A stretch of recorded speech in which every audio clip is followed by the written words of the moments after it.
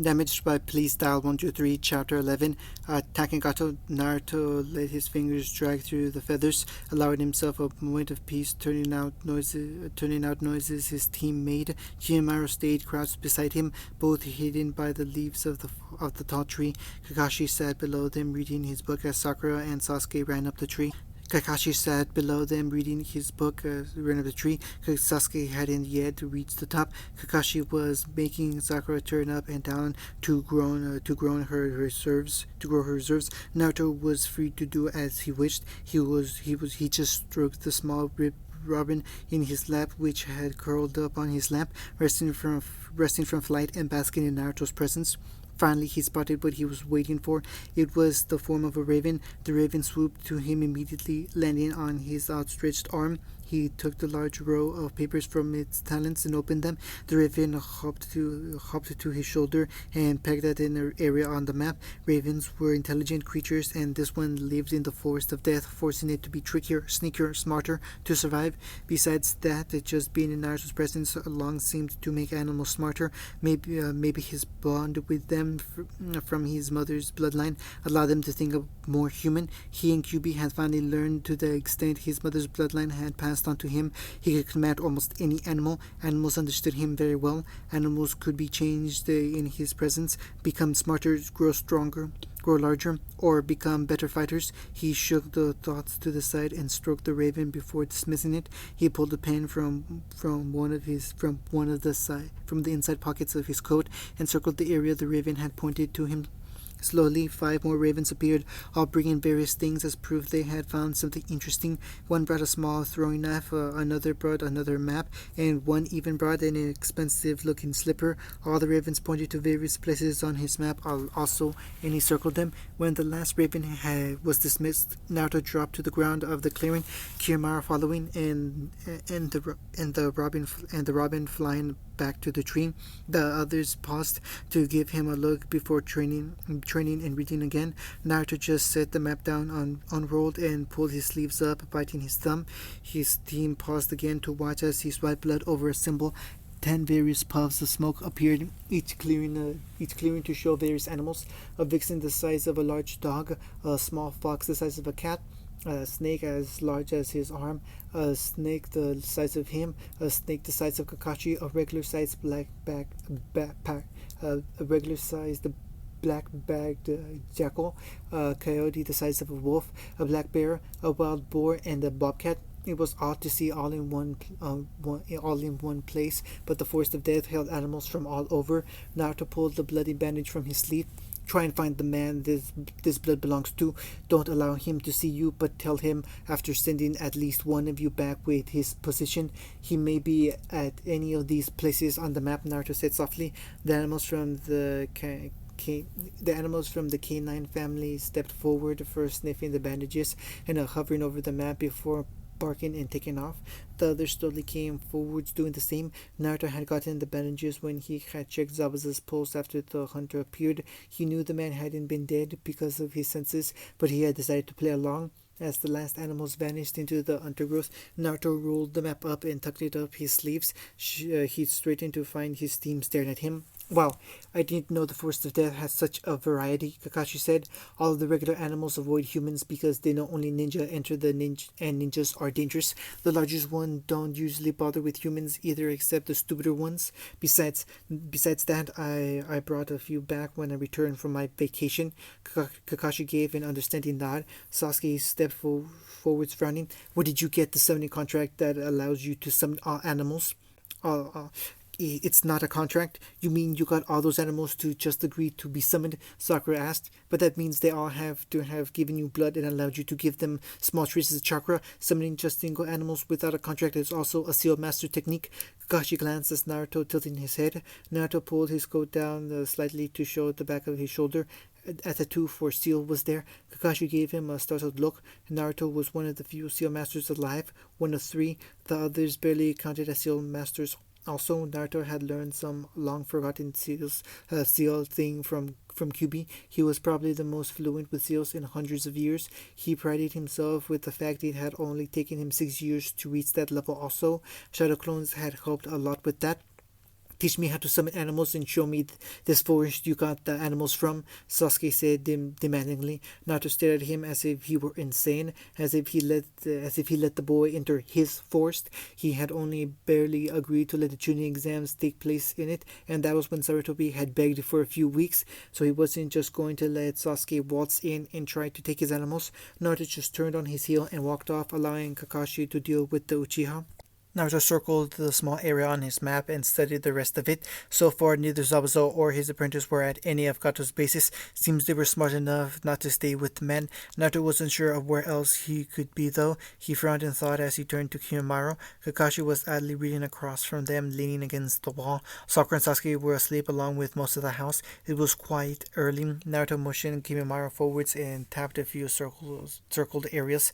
Kato should have a base here and here. I want you to destroy them and kill all of Gato's allies within. If there are any prisoners or people forced to be there, let them go free. Steal any of the valuables and weapons and some scrolls and gather any heads that have any bounties on them, Naruto whispered to him, soft enough Kakashi wouldn't hear. Kimimaro nodded, but then blushed just slightly.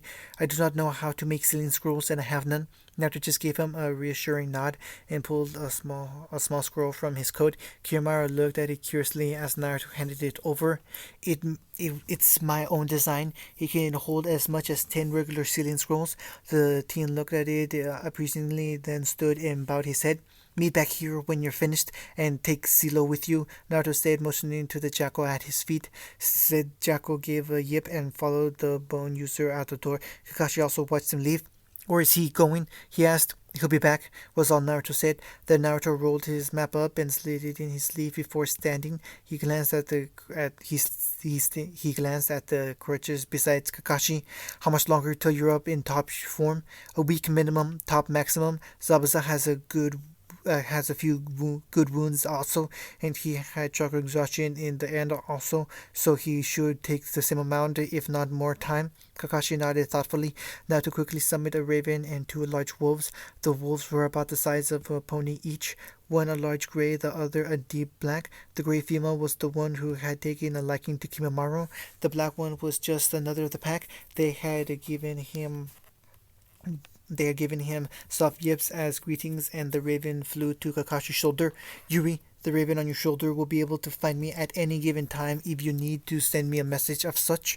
The wolf shall help you guard, one staying at the house, the other going to the bridge with you. Kakashi gave a slow nod, gave him a slow nod, looking him over. And where are you going? Naruto just smirked and walked out the door. Naruto gave a devious smirk as he stepped over the corpse guarding the door. Said corpses had looks of shock and terror still etched into their faces. Naruto just walked on, cracking his knuckles and flexing his now blood-stained claws. His coat sleeves hid most of the blood up his arm as he walked down the hall of the base. He was about 10 feet into said hall when he reached the stairs going down. This was one of Gato's bases that was hidden underground, the entrance hidden as an old shed. As he walked further down the stairs, a light got closer and noise got louder. When he finally reached the bottom of the stairs, he stepped through a door to find a group of men sitting around a table drinking and playing cards. The rest of the room was filled with crates. This base was about half a kilometer from one of Kato's ports. Naruto stepped into the room, noticed as the men guarding the cargo were mostly drunk. In one of the corners, a woman sat shivering with a chain around her ankle, shackling her to the wall, one of Gato's slaves. Naruto despised Gato for that reason. The man had set up a slave market that ranged across the elemental countries. Few set up slave markets that tried the risky business of selling slaves because most ninja villages weren't disgusted with them. The cruel truth, though, was that there were slave markets and people were captured in battles as slaves. Being captured in battle did have its risks, such as slavery, torture, rape, and death, and many accepted many accepted this. The thing Naruto hated about Gato was the man just took innocent people from various places and sold them as slaves. Naruto narrowed his eyes at the man and quickly scanned the room. Said room was quite large, about 28 feet by 28 feet with a height of 10 feet. It was filled with crates except for the center area with the table and the few doorways that most likely led to rooms and guards staying in. Naruto looked at the woman again and was about to move towards her when a voice stopped him. Hey, what are you doing there, punk? Seems the man at the table had noticed him. They were all rising and grabbing their weapons. Where's Roshi and Jin? One other spat. Naruto let the grin pull his lips. He gave them a fanged grin and let his one eye slant. Roshi and Jin? Oh, you mean the two I killed? The men snarled and one lurched forwards. Naruto moved forwards, but before they could blink, and slammed his arm in the man's chest, making it burst out the other side covered in blood. The man died instantly as his friends all stared in shock, their eyes wide. Naruto gave a pout. Oh, I missed his heart. The man dropped their weapons and tried to stumble backwards. Naruto ripped his arm from the corpse and licked some blood from his cheek. Oh well, I have 5 more chances to get one. One of the men tried to bolt past him for the stairs. Naruto lashed out in a move too fast for the thugs to see, and the body crumbled, the head still in Naruto's one hand. Naruto would never deny he was bloodthirsty. He loved moments like this when people gazed at him in fear and horror and blood splashed across his skin. He loved it, and he would never say otherwise. Many hadn't, it wouldn't see this side of him, but it was there. Naruto dropped the head and lunged at the last 4 men, grinning all the while. 2 seconds later, they were all dead. Naruto shook the rivers of blood off his arm and turned to the woman. She was looking at him with fear and trying to sink into the wall. He patted over to her, and she cringed back, fear and trying to sink into the wall. He patted over to her, and she cringed back, eyes clenching shut. Naruto ripped the shackle from her leg and crouched in front of her, stroking her hair, smeared streaks of blood through the brown locks. Look at me, he whispered softly. She obeyed, looking at him with frightened blue eyes. Naruto leaned over and kissed her forehead, leaving a bloody smirk. Fly away, he whispered, moving out of the way. She looked at him in shock and fear, unsure what to do. Then she ran, waited till he could no longer hear her footsteps, and turned to the first crate nearby. He pried it open. Spices. Naruto proceeded to root through quite a few of the boxes, leaving everything in them. Then he stripped the men of their valuables and left the building. As he stepped back into the light, he used the blood coating in his hand to draw a seal on the door.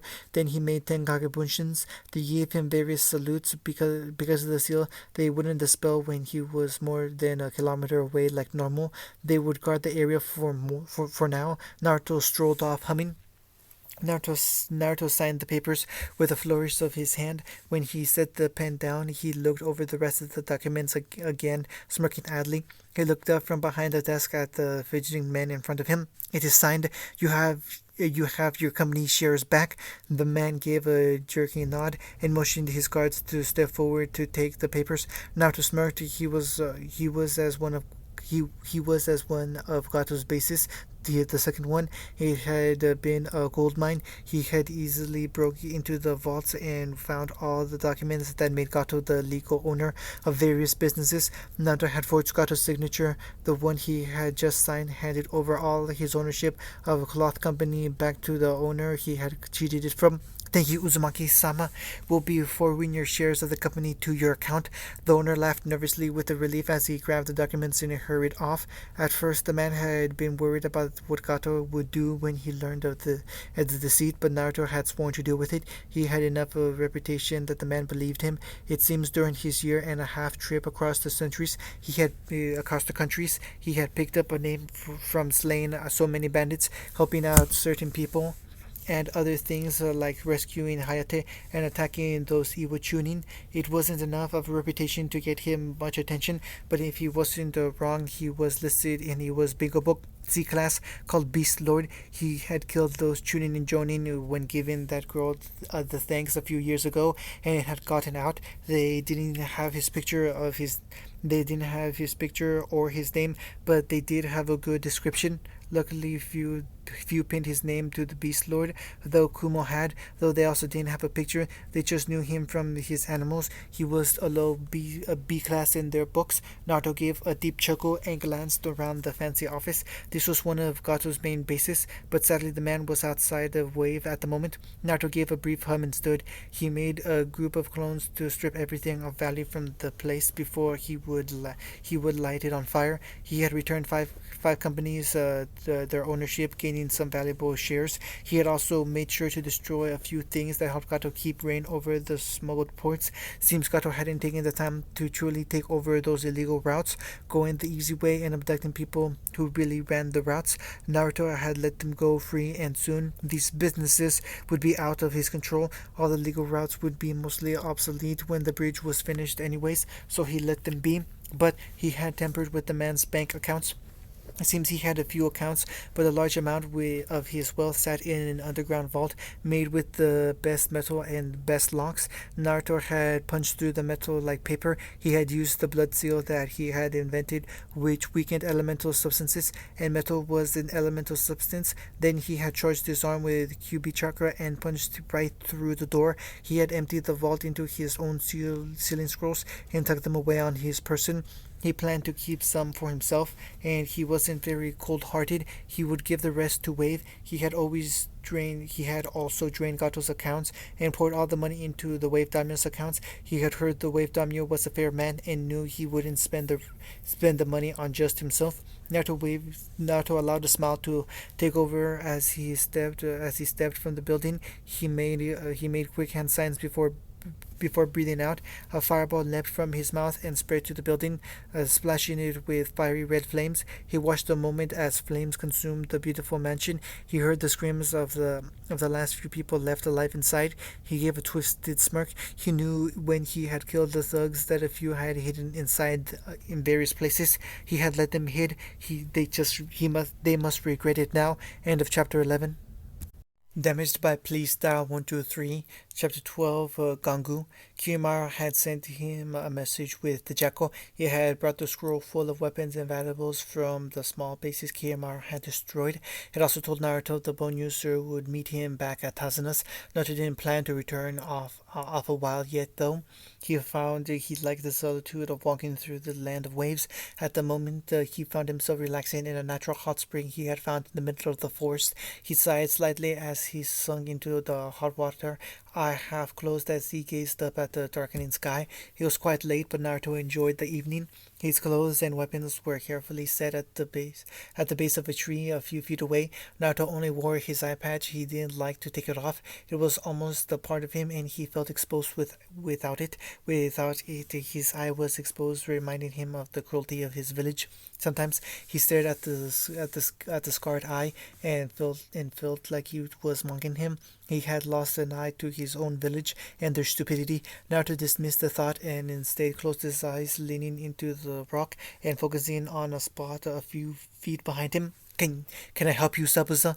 The man behind him just snorted. Naruto opened his one eye, twisting slightly to look over his shoulder at the man. Zabuza was wearing his regular outfit, a few bandages added to it. He was leaning on his sword. Naruto could tell that most of the wounds were healed by now. By little blood he smelt. His partner must have medical skills, Naruto thought. The man was still slightly low on chakra, though he still had recovered quite a bit. What's your name, Gaki? The man asked. Uzumaki Naruto. The man watched him a moment as if trying to figure him out. Why did Kakashi fear you? Fear me? No, he was wary of me, but I doubt he was much afraid of me. He thinks I'm little better than a genin. Nothing to fear there, Naruto smirked. Zabuza just watched. Haku reported to me that 4 of Gato's bases are gone. Have anything to do with that? Naruto just stayed silent, turning back to look at the sky. A moment later, a splash notified him Zabuza had joined him in the water. Naruto turned his eye to Zabuza for a brief confirmation. The man was sitting 5 feet away from him, his large sword near his head, within arm's reach. Naruto just idly swirled a claw-like fingernail through the warm water. He saw Zabuza's eye flicker away from the tattooed arm to his hands. Nice claws, he grunted. Naruto gave a lazy smirk. Zabuza seemed to study him from his position in the water opposite of him. You're what, 16, Gaki? 15, Naruto remarked idly. You look older. Quite a few say that. There was a moment of silence. What happened to your eye? I doubt you lost it on a mission as your team seems green. Naruto hummed. My team is green. This is our first mission above D rank, and I lost my eye to 5 fools. The man raised the brow at the venom in Naruto's voice, then shrugged it off, looking off and also relaxing. Naruto didn't even bother to think it odd. He was relaxing in a hot spring with the demon of Kiri. The calm atmosphere was interrupted by a yip, though. Naruto and Zabuza looked to the trees to see a fox the size of a large dog and a snake as large as a full-grown man enter the clearing. Zabuza's hand immediately went to his sword as he stood in the water. Naruto raised a hand and beckoned the two forward. The fox slinked forward, giving Zabuza a fox sneer. Did you find him? Him being Gato. He had sent a few of his animals around to look for Gato or watch for him entering wave again. The fox gave a sigh and shook his head, yipping at him. Ah, you just wanted to return to the forest? It gave a yip. Naruto nodded. Thank you for telling me. It vanished in a puff of smoke. They could return whenever, but it was nice when they told him, so he didn't think they were still out and about. The snake just slid forward and flickered its tongue across Naruto's cheek in a greeting. You're returning also? It gave a nod and also vanished in a plume of smoke. Naruto idly ran his fingers through his hair and sat a bit straight, stretching. You're the Beast Lord. Naruto looked up to Zabuza. To see how he was watching him. You're one of the first to figure it out. The man snorted. I read the bingo book quite often. Naruto shifted at that and dived under the water. When he resurfaced, he found Zabuza watching him closely again. The man's dark eyes gliding over him. He gave the man a saucy smirk as he stretched to his fullest, giving Zabuza a good view. Zabuza gave him a smirk. The dark man gave a predatory smirk. And why are you so relaxed around me? The man predatorily. And why are you? He gave a chuckle. You are getting a little stronger than a regular Genin, but a Genin nonetheless, and I'm a high Jonin, one of the 7 swordsmen, a high A-class mincing nin. Naruto gave a brief hum as he moved towards the man. As he got close enough, he rested his hands against his chest. Oh, so does that make you in charge of the situation? He asked, smirking. The man gave a grin, grabbing his waist and standing up to tower over Naruto by a foot. I believe it does, he growled with a smirk. I believe it does, he growled with a smirk. Naruto gave him a raised brow, and the man gave a soft growl, leaning over to capture Naruto's lips in a kiss. Naruto allowed it, opening his mouth when prodded, allowing Zabuza to ravage his mouth. Naruto pushed the man down onto the natural rock bench in the water, so he was sitting, and straddled his hip, pulling away from the kiss. Zabuza gave an irritated growl at the loss of the kiss. Naruto leaned over and gently kissed up Zabuza's jawline, his hand going to Zabuza's back, where he ran his claws up. The man gave a groan, his fingers digging into Naruto's hips hard enough to bruise them. Naruto just smirked into the butterfly kisses, kissing down his neck to his shoulder. Then he was spun over to he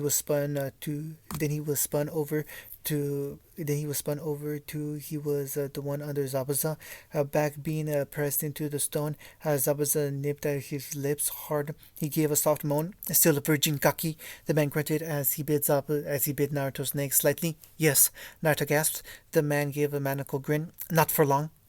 Naruto woke to a choked gasp. He was immediately awoke and tense at the unfamiliar voice and scent. He sat straight up, a hand raised ready to attack with his claws. His one eye snapped open to stare into chocolate brown eyes. Naruto slowly lowered his claws and looked at Zabuza, who had sat up at the same time Naruto himself had, hand reaching for his sword. Zabuza gave a disgruntled noise and ruffled his dark brown hair, hunching over slightly. The teen across from them blushed, eyes still wide. Zabuza-sama, I'll wait for you over here, he choked out, vanishing back into the trees. Naruto slipped from the blanket he was lying under. He had slipped a large blanket from one of his ceiling scrolls in his coat. He grabbed his clothes, pulling them on at a relaxed pace, stretching out the kinks as he did so. Zabuza followed suit, finishing before Naruto. He continued to watch him, though, as he sealed the blanket away. He gave Naruto a cocky grin as Naruto winced slightly at the pain in his ass.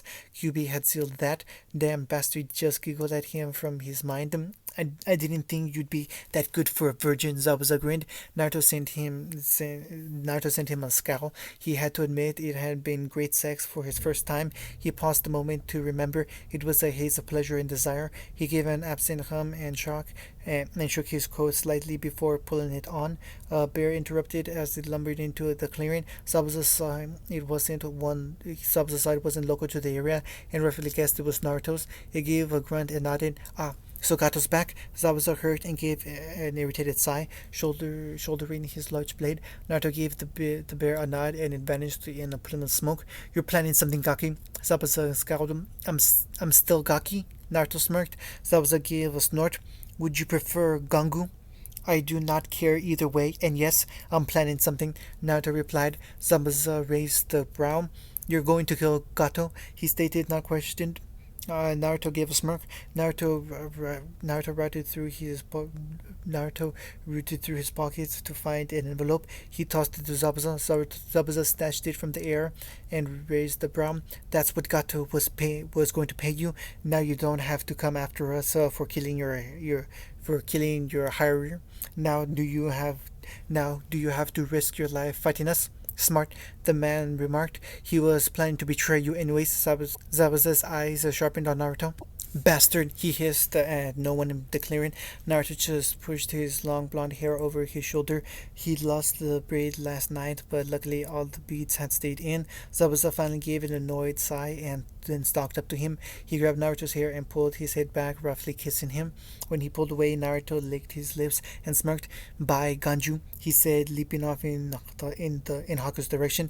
Naruto just gave a chuckle and summoned Akira. The tiger purred, happy to see him again. Come on, Akira.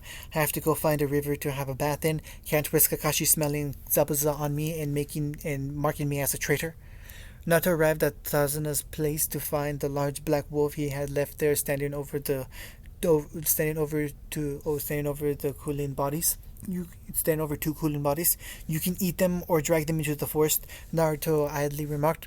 The wolf gave him a grin and entered the house to find the Tsunami hugging Inari. You okay? Naruto asked curtly. She gave a nod and Naruto stepped back outside. He slid back onto Akira and they took off towards the bridge. As they arrived, they found Kakashi, Sakura, Sasuke, Kimimaro, the Raven, and the large gray wolf standing in front of Tazuna and the unconscious workers. Watching Zabuza and Haku warily, said two weren't making any move, just watching calmly. Naruto was glad to smell that Zabuza had also washed off with soap well. Kakashi had good senses, and it would be a problem if Kakashi smelled either of them on each other. As Naruto and Akira landed on the bridge, all eyes were drawn to them. They earned a large amount of disbelief, mostly at Akira's size and Naruto riding Akira. There were also glances at the spear he had summoned to his hand. He then threw said spear into the mist behind Kakashi onto the ground. A choking noise could be heard. Zabuza dismissed the mist to show Gato and a large number of thugs. One of the thugs was dead. Naruto speared and his sword. Gato snarled at him and went to say something. Naruto and Akira just leapt at the group, not giving the man time to give any fancy speech or orders. It was a literal bloodbath. Naruto grinned at the whole time as his claws and retrieved spear ripped through the thug army.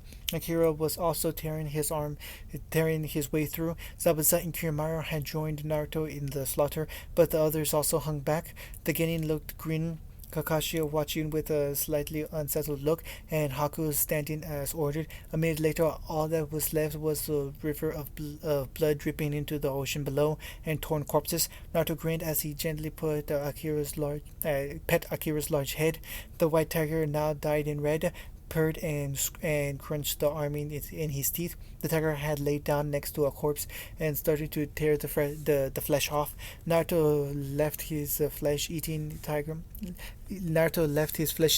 to munch on his snack. He briefly noticed Zabuza sent him a cheeky wink as he and Haku vanished. Kakashi had slowly put his weapon away, not noticing the wink. Sakura had run to the edge of the bridge to throw up, and even Sasuke looked ready to do so. Tazuna had no qualms about joining Sakura in throwing up. Naruto wiped the blood from his spear and resealed it before stealthily sealing Gato's head a scroll. Good job, Naruto, Kakashi said. Naruto gave him a nod, quickly hiding the bloodthirsty grin under a cool demeanor. Naruto sent Sasuke a glance. The boy was wincing and slightly green. A newly acquired Sharingan had memorized the whole slaughter. I'll help with cleaning. Well, I'll help with cleanup. Naruto said shortly. The Grey Wolf gave Kirimara a farewell lick before grabbing a corpse and vanishing in a puff of smoke. The Raven followed. Naruto motioned Kirimara and Akira to back off. Both moved back near Tazuna and the unconscious workers as Naruto flashed through hand signs. A moment later, all the thugs' bodies were alight with hot flames. Bye! Inara yelled after them. Sakura was the only one who bothered to give a goodbye wave as they walked off. Kakashi walked at the front of the group, readying his smut, and Sasuke walked beside the man, looking around with his active Sharingan. Sakura was beside her crush, trying to get his attention. Naruto hung back near the back of the group with Kimimaro. Kimimaro watched him, his head tilted slightly. You weren't as tense as last time I saw you, he remarked. I did get to kill some people. That always relieves tension. You were relaxed before that. Fight a few days ago, though. I destroyed 2 of Gato's bases. Kiyomaru gave him a blank look. And why did Zabuza wink at you? Naruto sighed mentally. Seems Kiyomaru had seen that and grown enough of a backbone to ask questions of him. Luckily, Kakashi hadn't heard Kiyomaru. Oh, we talked earlier. Talked. Naruto just sent him a look. The boy blushed at his obvious disrespect of Naruto. Forgive me, Naruto-sama. It is not my place to question you. Naruto waved a hand absently, smirking just slightly. When the others were looking the other way, he summoned a large, vicious-looking bird. It was one specially from his forest. It was as large as any eagle, but with dark feathers, large sharp talons, and red eyes. Naruto handed the scroll with Gato's head to the bird. There was also a note tied around it with his signature, Beast Lord. Take it to the wave, Daimyo. Naruto smirked. End of chapter 12.